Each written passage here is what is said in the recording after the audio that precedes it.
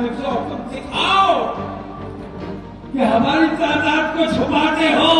जिस दिन हम सड़कों पर आएंगे तो तुम्हारी रूह कांप जाएगी और तुम हमारी बात सुनने पर मजबूर हो जाओगे। एक विचित्र आदमी है, अभी उसने बयान दिया, तौकीद रजा है, उसने बयान दिया है कि हम अगर रोडों पर आ गए तो रूह कांप जाएगी।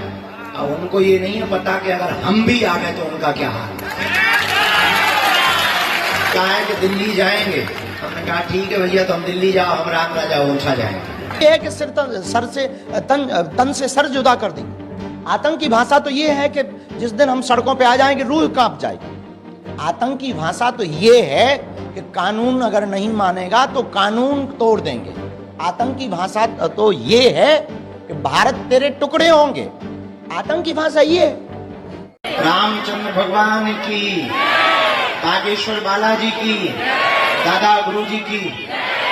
हम अभी बैठक कर रहे थे ऊपर, पद यात्रा की लगातार लगी है। तो आज भी यहाँ की पुलिस प्रशासन आई हुई थी, छतरपुर जिले के कलेक्टर में तैयारी चल रही है। और लगभग छतरपुर जिले में हम 4 दिन रहेंगे। 4 दिन के बाद में फिर यूपी को भी पकड़ेंगे, यूपी के बाद में फिर राम राजा ओरछा को पकड़ेंगे। तो यहाँ की पूरी प्रशासन व्यवस्था, बागेश्वर धाम की पूरी मंडली, बागेश्वर धाम के सभी सदस्य तन मन धन से लगे हुए हैं कि हर हाल में। अभी एक विदेशी संपन्न कुछ लोग हैं तो लगातार हिंदुओं को टारगेट कर रहे हैं। भारत में एक विचित्र आदमी है, अभी उसने बयान दिया, तौकीद रजा है, उसने बयान दिया है कि हम अगर रोडों पर आ गए तो रूह कांप जाएगी। अब उनको ये नहीं है पता कि अगर हम भी आ गए तो उनका क्या हाल है। तो उन्होंने कहा है कि दिल्ली जाएंगे, हमने कहा ठीक है भैया, तो हम दिल्ली जाओ, हम राम राजा ओछा जाएंगे। झंझट खत्म, तुम दिल्ली आओ, हम राम राजा ओछा जाएंगे। तुम भी कम नहीं, हम भी कम नहीं। लेकिन देखो वो 20% हैं, फिर भी उनकी औकात देख लो। अपन 80 हैं, फिर भी घर से बाहर नहीं निकल रहे। यही है क्योंकि हिंदुओं में एकता नहीं है, इसलिए हिंदू बिछड़ रहा, पिछड़ रहा। और वर्तमान में हिंदू कई राज्यों में अल्पसंख्यक हो रहा है। अब हमने प्रण लिया है, पदयात्रा करके भारत के हिंदुओं को जगाएंगे, जात पात और ऊंच नीच को मिटाएंगे। राजनेताओं का अपना अपना विषय है, राजनीति अपने अपने हिसाब से सब लोग बोलते हैं।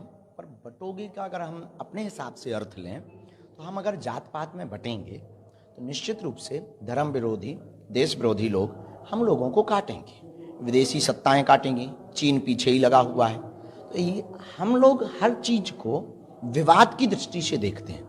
हर चीज को संवाद की दृष्टि से अगर देखा जाएगा तो निश्चित रूप से उससे अर्थ बहुत सही निकल करके आएगा। दूसरी बात, बाबा जी ने अगर एज ए मुख्यमंत्री कहा है तो वो उन सबका राजनीतिक बयान है, पर एक साधु होने के नाते अगर दृष्टि से देखा जाए तो उन्होंने सामाजिक समरसता की बात कही है कि हमको अब बटना नहीं है। जो हम पदयात्रा कर रहे हैं उसका उद्देश्य भी यही है कि अब हमको जात पात, ऊंच नीच, भेदभाव, छुआछूत, अंगड़ियों पिछड़े में नहीं बटना है, हमको एक होना है। एक होंगे तो हम देश को आगे बढ़ा पाएंगे, एक रहेंगे तो विदेशी सत्ताओं से लड़ पाएंगे, एक रहेंगे तो चीन हमको आंख नहीं दिखा पाएगा, एक रहेंगे तो देश के विकास में हम सब भागीदारी दे पाएंगे, अब वो कोई भी हो। इसीलिए हम पदयात्रा कर रहे हैं। तो दूसरी बात, राजनेताओं के अपने अपने हिसाब से चलते रहते हैं। हम राजनेता तो है नहीं, हम तो आध्यात्मिक गुरु हैं। तो धर्म से संबंधित अगर आपका कोई प्रश्न हो तो पूछ सकते हैं। जिस तरह की बटोगे आपने बताया, तो कहाँ क्या लगता है आपको ये किसी साधु की आतंकी भाषा है? नहीं, साधु की आतंकी भाषा क्यों है? वो सही कह रहे हैं। अगर साधु के नाते वो कह रहे हैं तो आतंकी भाषा किस बात की है? आतंकी भाषा तो ये है कि सर से तन से सर जुदा कर देंगे। आतंकी भाषा तो ये है कि जिस दिन हम सड़कों पे आ जाएंगे रूह कांप जाएगी। आतंकी भाषा तो ये है कि कानून अगर नहीं मानेगा तो कानून तोड़ देंगे।